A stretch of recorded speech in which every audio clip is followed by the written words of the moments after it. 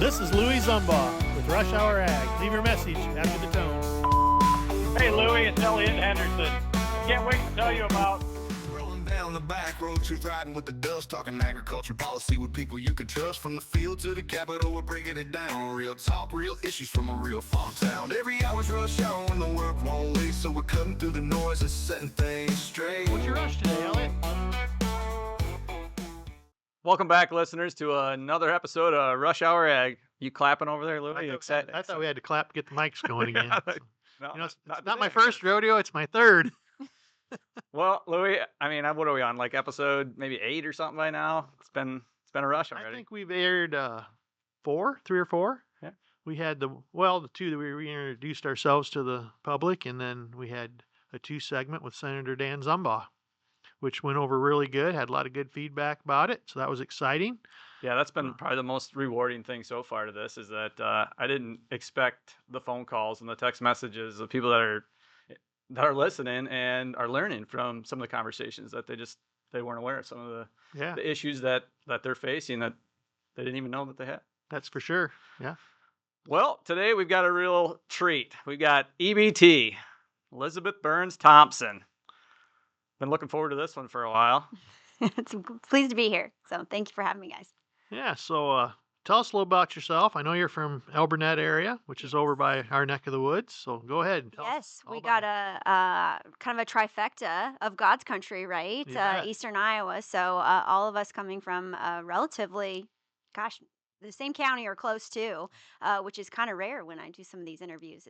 It's like being at home. Unfortunately, we're not there, so not too terribly far away. But as they said, product of Eastern Iowa. My family still farms over there as well, and have had the great privilege and honor of working in agriculture with and alongside farmers for all of my career. Got to work with Louis some while he was up in the legislature as well, which we had some good times too and got some things accomplished, I'd like to say, in a handful of the roles that I've had. So predominantly in the policy space, number of the commodity groups, trade associations, the farm bureaus.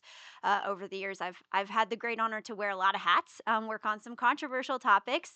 This one maybe a little bit as well. So in January of this year, I joined the ModernAGAlliance as their executive director. So it's a new organization that was stood up just over a year ago now.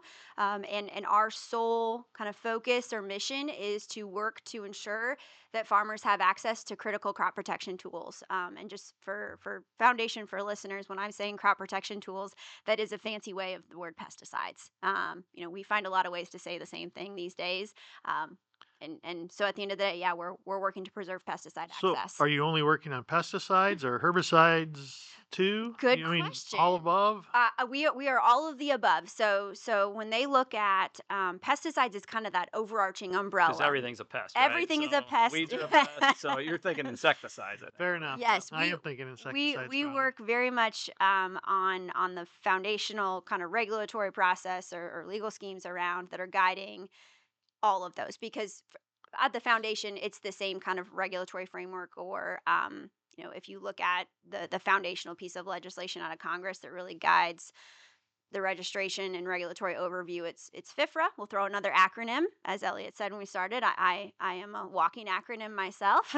So the Federal Insecticide, Fungicide, and Rodenticide Act, we'll just call it FIFRA for as we go through this. But that incorporates all of those key pieces, right, that are potential threats to growing crops. And also, I think for those that may be listening that aren't maybe directly involved in production agriculture, this is relevant not just for, name your chemistry of today that you're out maybe spraying or were for pre-emerge, or, managing rates today as crops are popping up, but also the same processes govern, the products that you're using in your flower gardens, or maybe keeping the dandelions out of that new growing grass that you're working on, right? Things like that. So lawn and garden pieces are also governed under these same types of process and definitely impacted. And I'm sure we'll get into that a little bit further on later. So When they're, does the EPA do all the testing, or who does the testing of whether things are how they're labeled? It's a good question. So, kind of a backup and a 101 on how do chemistries come to market. One, it's a lot of time. On average, a manufacturer or a registrant, that's the process you have to go through with the US EPA. That's on average between about 10 to 15 years. So we round about 12 is roughly what chemistries look at, from an idea in the lab to a product that's out on the field or a product on the shelf, right? In addition to those 12 years, it's about $300 million of research development that just the company is investing. That doesn't count also independent things that the EPA is commissioning along those lines. And that's not just a once and done process, because we know that nothing's static, science included, right? And so a product, you'll hear me talk probably a lot about glyphosate. That's just happens to be, it's one of the most widely used, herbicides or products out there. It's been on the market for 50 years. Unfortunately, it's also been on the forefront of a lot of the threats that we've seen to date, right? So litigation and increased regulation. And so, something like that also has seen multiple rounds of re-registration, because there's caveats where you have to go through that at least every 15 years. And I kind of dramatically put that piece in there of at least, because there's also other triggers that may require additional analysis maybe at some point in between that. So this is something this is a scientific analysis that's always evolving. And probably the third leg of that stool that I think is incredibly important, especially for the public to understand, is this isn't a closed loop type analysis either. Something that you probably were familiar with when kind of the interaction between the legislature and then administrative bodies, or what farmers have seen when, calls to action, like from the corn growers, right? From your perspective, Elliot, about, hey, an agency is working on a regulation, put in your 2 cents or provide a comment, right? It's called notice and comment rulemaking. Registrations of products also have somewhat of a public comment process associated with it too. So the EPA actually calls for public comment anytime they go through a registration of these. So it can be everything as depth and breadth of your own scientific research to your opinions and 2 cents that are incorporated into that, but it's definitely a public process. It's like, I mean, that's a good system. I mean, we have that with real estate. We've got it with a lot of different things. Like government works very similar in many different places in our life. But one of my frustrations as a farmer is, as we're talking about EPA, we don't have any new chemistry really. And if you could elaborate a little bit on like how much the things that we have in place today, the rules that we have in place today, are really prohibiting us from seeing advancements. Well, and I think it's one part. If there's one thing we've been really good at EPA or in agriculture, is EPA has been a real challenge for us in almost every walk of life, right? Be it biofuels challenges, Clean Water Act issues, you name it. The list has been long in Endangered terms of, species, yeah. yes, a lot of things they have oversight have generally been a problem or a challenge for production ag. On the pesticide side, I'd say that the time period that it takes for a chemistry to be reviewed, I mean, if you think about, I've got an idea and I need to be planning for bringing it to market a decade later, plus the financial resource to pull forward to bring that, I think the real where the rubber has met the road to slow a lot of this down has not only been just the time period of regulatory oversight, but then what manufacturers have seen transpire in the last, we'll call it 10 years, where the litigation industry, so I'm talking lawyers and the late night commercials that we all have seen, have you used this product, call me and I'll guarantee you get some money, right? That has tacked on, we're talking about $300 million investment to get a product to market. Some of these have faced, in the case of glyphosate, right, $10 billion in legal judgments around, important caveat. I'm gonna, wherever the mic or the camera's on Cameras this. are all over. They're all over. But 90+% of that litigation has had nothing to do with whether or not the product itself is faulty or causes something. It's all predicated on what is or is not on the label. And we can get into the detail on that about kind of the. I want to back up just a little bit, and you may not know these details. I obviously don't know them, or I would ask them. I have a sense of what it probably is. So the EPA is out of Washington. Correct. And I think now they're finding lots of things in Washington are heavily biased to one direction. Would you say part of that is the problem with the EPA. I know, they wanted a mud puddle. They wanted to regulate mud puddles, and things like that. Is that because so many people that work there anymore are just out of touch with what really goes on in agriculture and out of touch with the middle of the country, and they've just adopted their, I'll just say, leftist ideology? Or do they really, and I know when they adopt that, they do, what I was going to say next is they really feel that way. Well, they do because they've adopted it, but it doesn't make it real. Unfortunately, I'm not going to take the bait and say that there's any one agency that's guilty of that, because I think what we're seeing, and something that hopefully we take some time to talk about too, is, you know, there are a lot of factions of government regulatory structures, not just EPA, but Congress, many agencies that it's showcasing that, there are data points, right? The number of members of Congress that used to be directly affiliated with agriculture, right? The Well, Chuck it's Grassleys of the dwindled. world, it has Sure. gone down to a fraction of a percent, where it used to be much larger, right? That is even more represented in the career staff and, agency officials. You just have people that have not had the great benefit that all of us sitting around this table have been able to see firsthand, what it takes to put in a crop, what it takes to take out a crop, what it takes to care for animals, the circle of life associated with that, and the why behind why certain aspects of the growing season or the cycle, right? That the vision they have in their head of herbicides looks very different than what it actually is on the ground, or the drivers behind that. Well, I think, yeah, to hop on that train. So glyphosate is the formal name of Roundup. The chemical, yep. Yeah, but most people don't know that. So most people might see that glyphosate commercial at night, not know anything about it. And tomorrow they got dandelions growing up in the cracks of their cement. They run down to the farm fleet or Walmart, or Hmm. I shouldn't say Walmart because I don't know that Walmart sells it, but they run down to their local little farm store or wherever, and they buy that jug of Roundup weed and killer for the cracks in their cement, not even realizing that that's the same product that they were terrified about the night before, because oh my god, that's I can get 10 part of $10 billion or whatever. I think part of our problem is that, we're always striving to do more and more and more, and we just continue to want to do good. Well, we get to the point where we're just doing too much good. I think that's what's happening here. I mean, when you look around the rest of the world, like if you're familiar with like the Russian cotton scandal, when they tried to bust out a big swath in Uzbekistan in like the 70s and 80s, like they just destroyed the environment there and they drained natural lakes just so they could raise more cotton. They didn't care about the things that our country cares about. We've got an awesome process that's in place. The process works. And I think we need to have more faith in our system.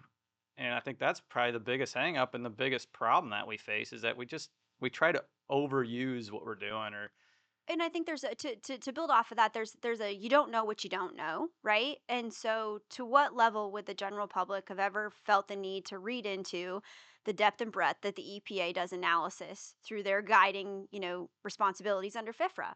I'm guessing there's probably many listeners on here that have used dozens of different herbicides over the years and probably didn't know that FIFRA exists, right? Or let Well, alone the processes that go into that EPA looks at on birds, bees, humans, human health, ecological, and decades of research before something is even put forward. And so you do have to have trust in some of the process. That's not to say that it should go uncharted or unknown about, right? But we've got to be able to understand we have one of the most rigorous processes around the world of analysis of these chemicals and chemistries, and that's what allows us to be so productive too, right? yeah, well, I think that people just don't realize what they're using, or what they're hiring people to use. I heard a story once. I don't know if it's true or not. I think there's a lawn company called True Green. I believe so. I mow my own But grass. but okay, but they were called uh, something else prior to that name, and they'd gotten this bad reputation just because they use chemicals to make your lawn look nice. A lot of people want a nice looking lawn. I want a nice looking lawn.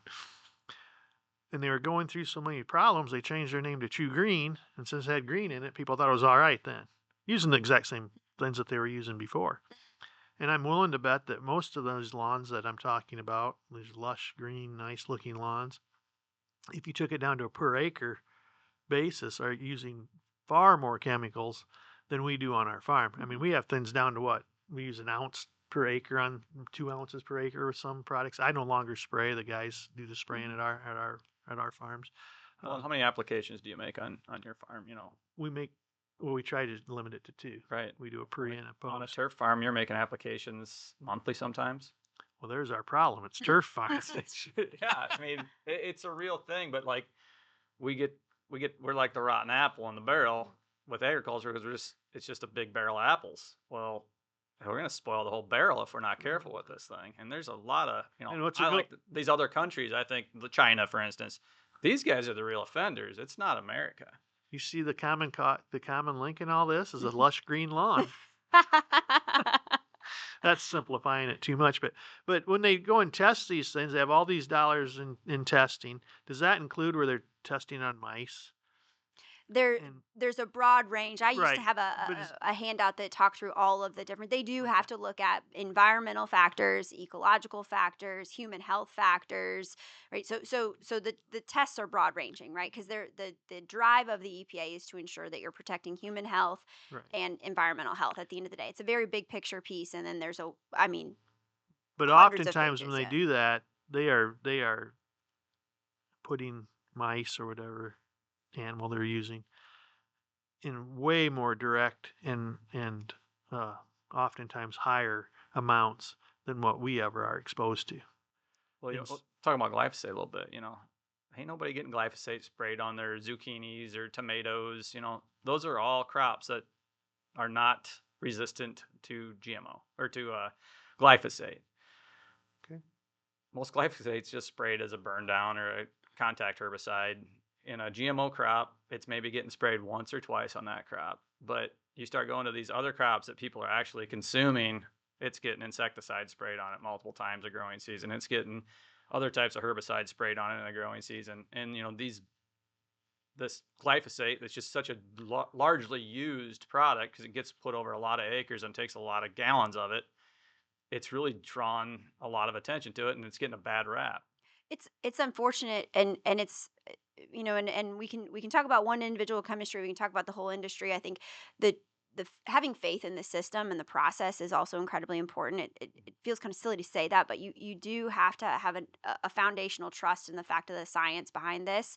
Now, where does that science come from? We can certainly have a conversation about what is credible and sound science. I think that's a debate that this country is starting to have in grave form right now, incredibly so, as it relates to maybe some of the reports that have most recently come out of DC around the health initiatives and our um, as far as say our friends in health and human services that have maybe a different perspective of what production agriculture can or should look like, and what our food system maybe can and should look like. A right and wrong of production agriculture that I think many of us sitting here and many of modern day agriculture farmers today would disagree with. And so making sure that to me it goes back to the why. You do have a lot of folks that are in decision making roles of either regulation, legislation, that don't have an understanding of one, how we go about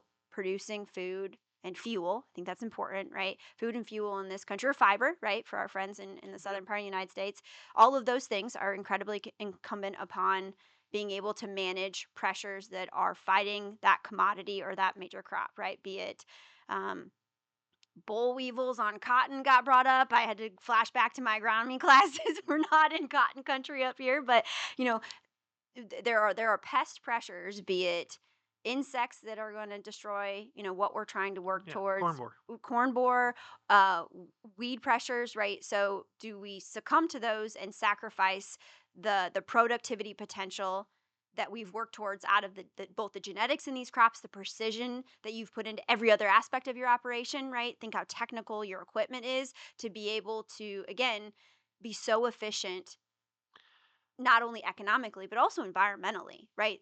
I think a piece that's lost twofold is, you know chemistries like what we've talked about today are also what have unlocked the ability for many folks to go no-till or do cover Absolutely. crops, right? that Right. that that goes away, and that, to me, it's shocking, that some of our friends on kind of the environmental side of the aisle haven't realized that those tactics and those approaches that they have been trying to, champion, and largely farmers are getting there, in adoption rates. It's not going to be the right tool or practice on everybody's farm, right? But those things only happen if you have chemistries or manual tillage. Like there's no way we don't farm for cover crops. This spring with these winds, I mean, I don't know this spring that there was a day where it wasn't windier than I ever remember.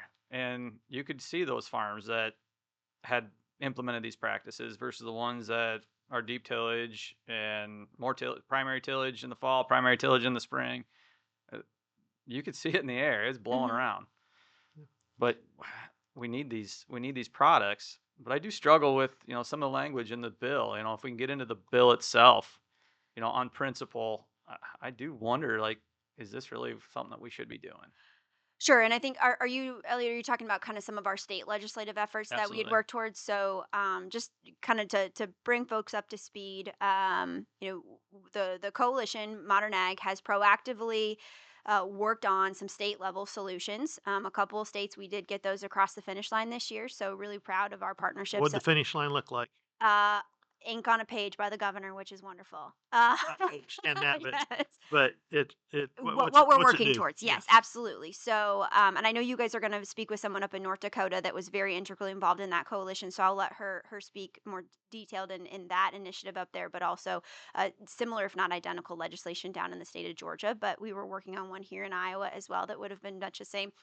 What this does at the end of the day, or what we're trying to do, is play a little offense, right? Agriculture stepping up and saying, we're not going to wait until products are pulled from the market or let the runaway legal system or trial attorneys continue to just beat on these chemistries until they're not viable anymore, right?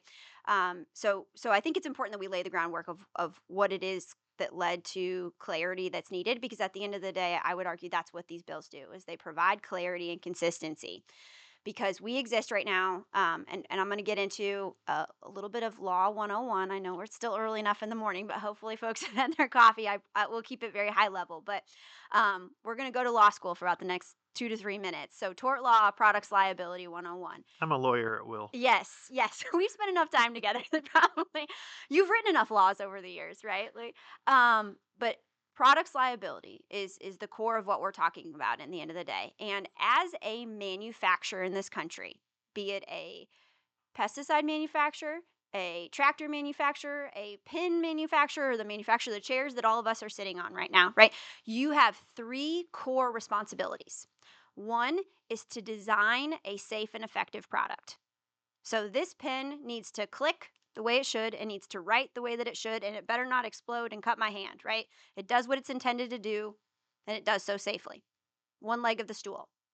The second piece of that, you need to manufacture said product according to the design. If the manufacturer at, I don't even know where this was, decided not to put the spring in this pin, does me no good. If they forget to put the clicking mechanism on it, does me no good because I can't write with it, right? That's a manufacturing defect. That's an entirely separate leg of that stool and responsibility.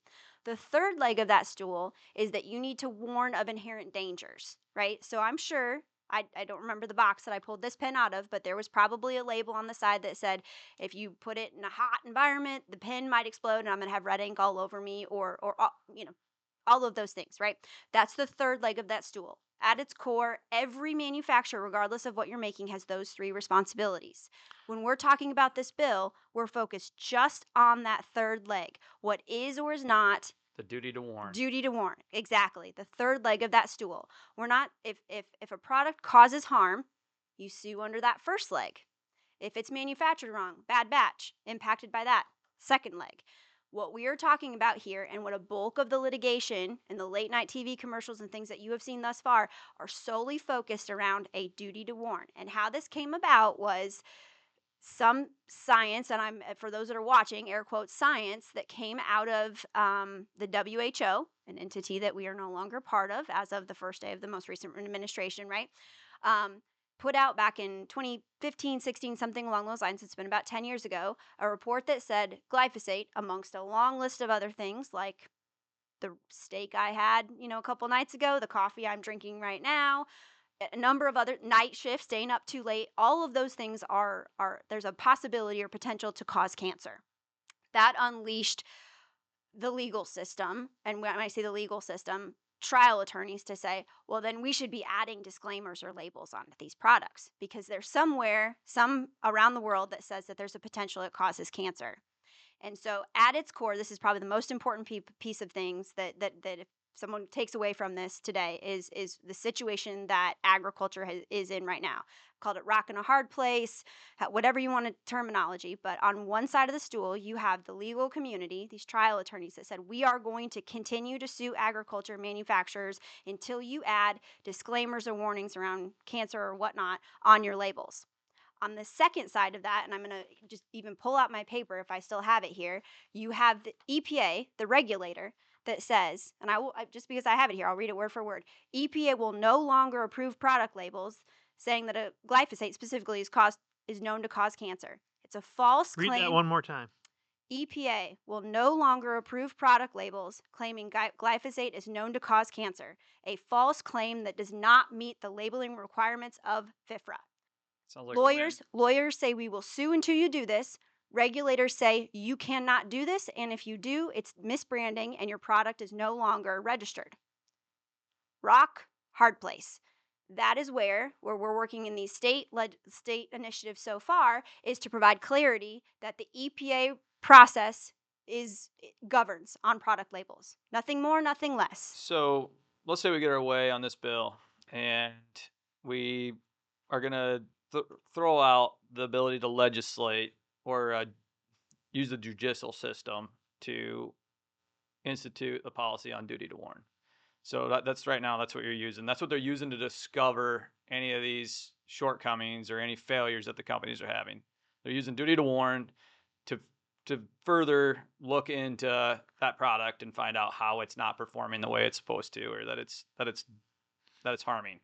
You're saying so the discovery process is part of a legal proceeding I think that's that the argument, ain't it? they're finding. Yeah. So it's also you don't have to show a causal, right? I don't have to. All I have to say is I used product somewhere. I can point to somewhere, some science somewhere that says that product causes cancer, and a jury of my peers then determines whether or not company owes me money and rewards and things like that, right? These have all been jury trials too that they've done the awards. Correct.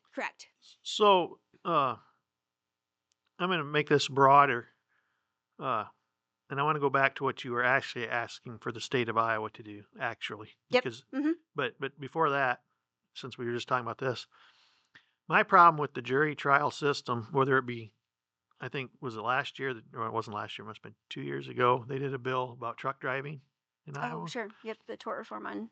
And that was so that people couldn't sue for ridiculous amounts of money if they were hit by Mhm. a truck. On the one hand, I understand that, and on the other hand, I don't. I mean, if you got truck drivers in America anymore that come over or came here illegally, God knows where they come from or what they were doing, can't speak a lick of English, driving 18-wheelers around, that's not safe. And if you're a company that's hiring them, that's probably Mhm. not the smartest move. I think if you want to take a broad paintbrush and fix this, they need to take away the right to be able to sue for such enormous amounts of money. Mhm. And you can only sue as an individual for what if you passed away, we'll say, what you were able to make in a lifetime. Because, why, if I spill coffee on myself from McDonald's, should I be able to sue McDonald's and get $30 million? I don't know what the lady got, but that was ridiculous. But that would take care of a lot of these laws that we have. We have one for trucking, one for Mhm. this, one for that. If you could only sue for what you were actually able to be worth in a lifetime, or if you were injured or whatever, wouldn't that be a And good place to start? you bring up a good point, and I don't want to go too far down because I certainly don't want to give the appearance that I'm a tort law expert. I did take the class in law school, but Like that's I been said, 10 years ago. I'm a lawyer at will, so But yeah, there are certain places where kind of tort reform broadly takes different shapes, be it caps, so dollar figure caps on how much, and caps on different types of damages. Right, there's compensatory damages, which are dollar figures to make you whole. There are punitive damages. That's the how much money do I, make an example out of you, right? Because you bad actor think of it type of pieces. So Sure. they're different, and different states do that differently, right? It's truly a product of state law, much like how products liability is a product of state law. It exists because of state law principles, and that's why we're talking so much about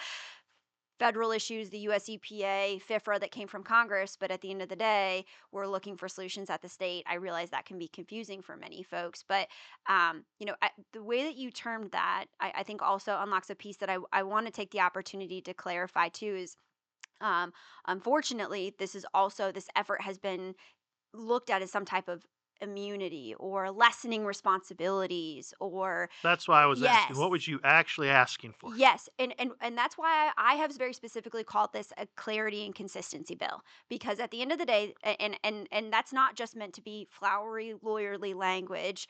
It is, I believe it to my core to be true, because if you think back to that three-legged stool that we talked about before, right? Those core responsibilities of a manufacturer, the bills that we're working towards don't remove a leg of that stool. That's those three responsibilities that existed today continue to exist in full force after any of these bills are signed into law. They still exist in North Dakota and Georgia even after the governors in those places sign those bills into law. All that this provides is a pathway for a manufacturer to know, how do I satisfy that responsibility. I still have a duty to warn. I just know how that's satisfied, and it is deemed satisfied by following the labeling provisions that are guided by EPA. So And to call that's it immunity, I think so is really that's what disingenuous. so if I was still in the legislature and we were talking, Mm-hmm. you as a lobbyist, that's really not your I do a spot little bit of anymore, that but still okay. these days. You're not asking to change anything. You're just saying you need to have a law in Iowa that says we're going to follow the EPA guidelines, That you are providing the businesses in Iowa clarity of how they satisfy their which was responsibilities. by Yes. following the EPA guidelines. EPA guidelines, because they do not have the ability. I think the other piece that's lost on many folks is they don't have the ability to amend that label. Once the EPA issues a label, that is the label you're given. Right. So then the push that, and you're right, it was come across in commercials and whatnot as Mhm. immunity and all that. Yep. Was that pushed by the ambulance chasing lawyers? That has been one of the biggest oppositions kind of holistically in this effort, Right. So unfortunately. they're just trying to protect their own pocketbook Mhm. by having more cases and out of mind, out of sight, out of control. There are Um, a lot of individuals, yes, that have made a living off of this type of litigation, sure. and for those that think that this somehow goes away if glyphosate goes away, I think is also very short-sighted, No, they'll because just this need says another product after that. it is going to be the next product, and Sure. if they'll show success on one, they'll go after five at a time. And you think, like to your point, Elliot, we haven't seen new chemistries, or that toolbox is really small. We're not paving a pathway to make that any bigger in the years to come. I was having a conversation this morning with somebody about this topic, and had mentioned, really what the problem is that 15 years ago we couldn't measure as fine. The Sure. technology's there now that we're measuring more, Mhm. and we're seeing numbers that didn't exist before. And so as we continue to advance technology, we can see more. We see more. It's not necessarily a problem. We're just seeing things. Mhm. Well, EPA, they s- they have the ability to change their. They can't change the label. Yes, they absolutely Or can. what did you say there a little bit ago The that companies can't change the the label. companies So can't the change it? companies or the EPA is what dictates what goes on the label. So we So should be hanging our hat on EPA. So whatever it stands today, if EPA changes it tomorrow, it's still a good policy. It's a good system, and the process would work. and I think to the point of some folks that I've worked in, we had similar bills, obviously like the one we talked about here in Iowa and North Dakota and Georgia. Like I mentioned, we had legislation active in about 12 states this session, so spent very little time at home. But it's fascinating to see other state legislatures, which I imagine you did some time as well, kind of seeing how other states go about their process and the likes.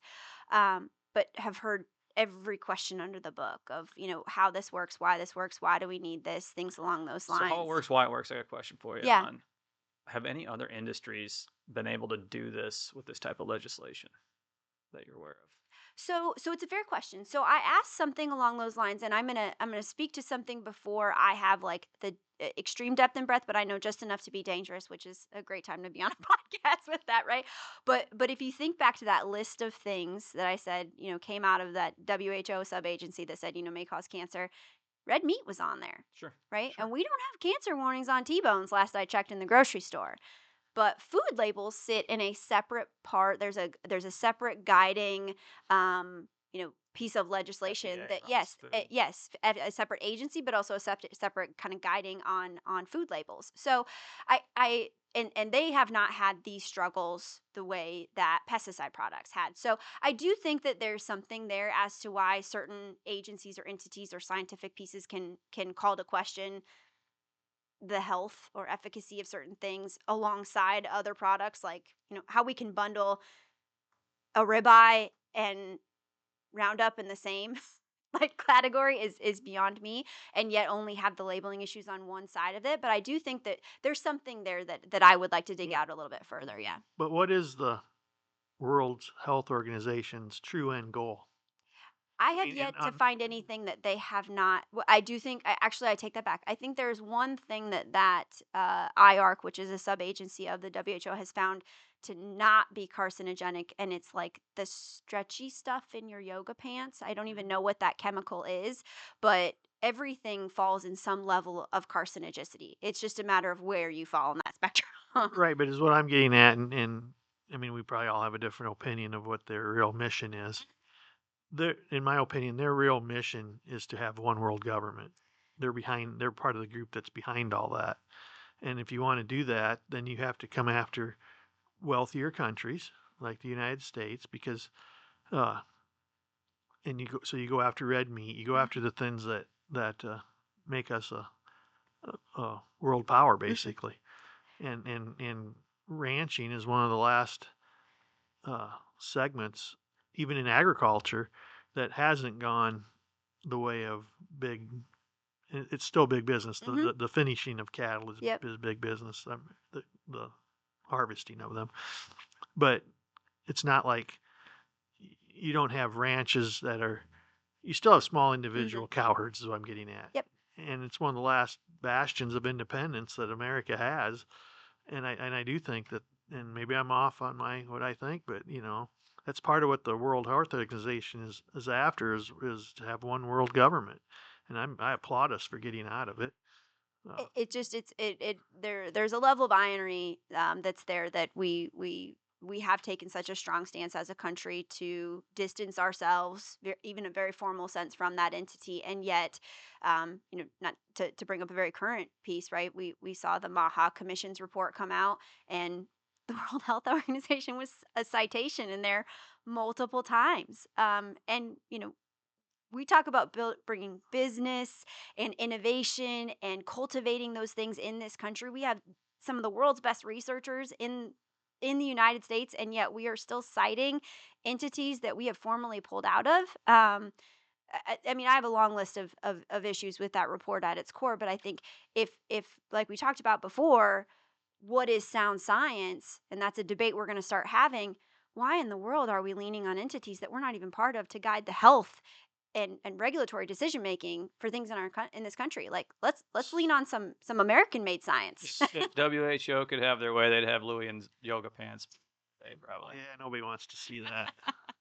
But I think it comes back to trusting the science. We Yes. gotta trust the science, and the science does not show that there's ever been a problem with these pesticides, glyphosate Hmm. specifically. There's nothing that's shown that. There's been no Hmm. ruling that's shown that. These have been awards based on a jury of peers. And I do think something that came up in another interview I did very recently too, is to say, I think everyone can point to someone in their family that's been impacted by cancer. Is a terrible disease, Sure. right? I don't want anyone to think that we don't have a heart, or that we're discrediting the fact that cancer is a prevalent problem. It absolutely is. And if I will be the first to say, not only as a member of agriculture, as a family that utilizes these products, but also a member of the legal community, right? I carry an active law license as well. If someone is injured by a product, truly injured by a product, there absolutely should be pathways that remain for you to be made whole. If a product gives you cancer, that absolutely should be a pathway. I firmly believe and understand that under what we are working towards, that those absolutely still exist. We talked about that Right. before. The the misclarity and just nonsense around the label, it has completely distracted the substance and frankly redirected a lot of dollars that could have been going into R&D and investments and things along those lines that unfortunately have been tied up in lawyers and legal fees and courtrooms, around what is or is not on a label. I've got two questions. One is, and we're going to beat the dead horse one more time. Hmm. Basically, you weren't asking for anything other than the state of Iowa to follow the EPA guidelines. Yes, correct. Nothing more. So that seems pretty Seems pretty simple to me. simple. Yeah. Seems like common sense. The other thing is MAHA. What's that stand for? Oh, yes. Sorry. And, Another and acronym. yep. MAHA has been a kind of a movement that has taken a shape of its own in the last probably year plus. So MAHA is Make America Healthy Again. Okay. I think we could safe to say it kind of originated out of a force behind RFK Jr. Sure. and his presidential campaign, and has kind of continued with him and his time into the administration. An interesting nugget: RFK Jr. was one of the original attorneys, part of the very first suits around Roundup labeling litigation back in 2018. So he is someone that has also been very closely tied with this issue and kind of that narrowly tailored confusion around label Okay. pieces. And so, I think agriculture is right to be nervous and right to be concerned when you have someone like that having such a front facing role on, the future of food policy. But food policy is agriculture policy, right? Food security is tied to national security. All of these things are intertwined. The success of the American farmer is the success of this country. Right. Maha, make America healthy again. What an awesome concept. I Yep. mean, we all want that. I think, but there's a process in place. And that process is to have vigorous debate, make sure you're getting your message out there. And I think, for the listeners, this is a really important episode where you need to listen to the message from both sides. It's real easy to, be tribal and align with something that just sounds like it makes sense. Yeah, make America healthy again. I'm all about that. But you've got to get into the weeds on these issues. And, you've been a great champion for our industry, whether it's been from all the different places and walks of life that you've already lived so far.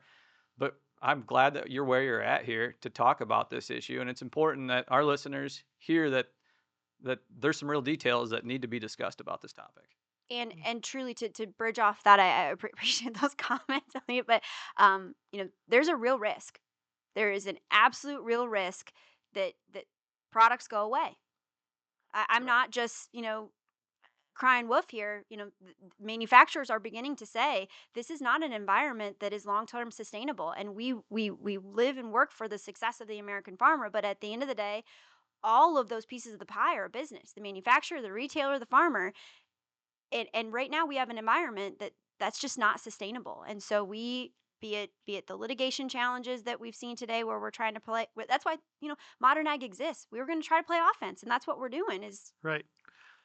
Modern Ag, I did look at the website. I mean, you guys have a lot of people that are supporting you, a lot of organizations. It looks like, I mean, it's a really good, well-driven machine. So keep doing what you're doing. Get the word out there.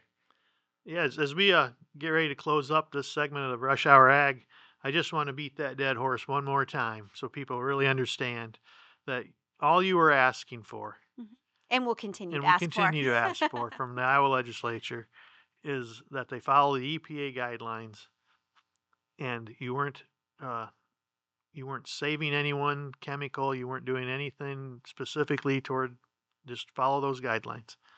And I think it's sad that it's been distorted into something else that the opposition makes you believe it's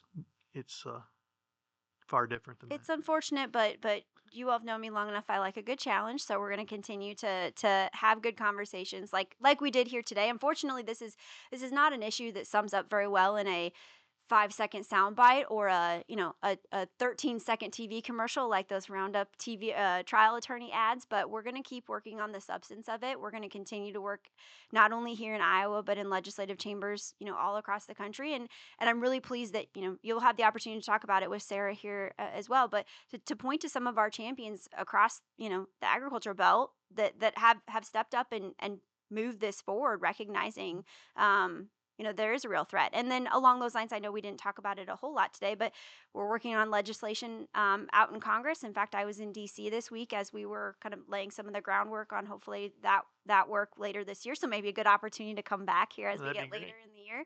And obviously the debate around that Maha Commission report, we're going to see a second tier of that come August. And so there's just a lot of work and conversation. And to your point, Elliot, farmers got to speak up. They need to be part of the conversation and be that, organically just through their own platforms and opportunities to talk or through their associations and groups that they're part of, all of the above.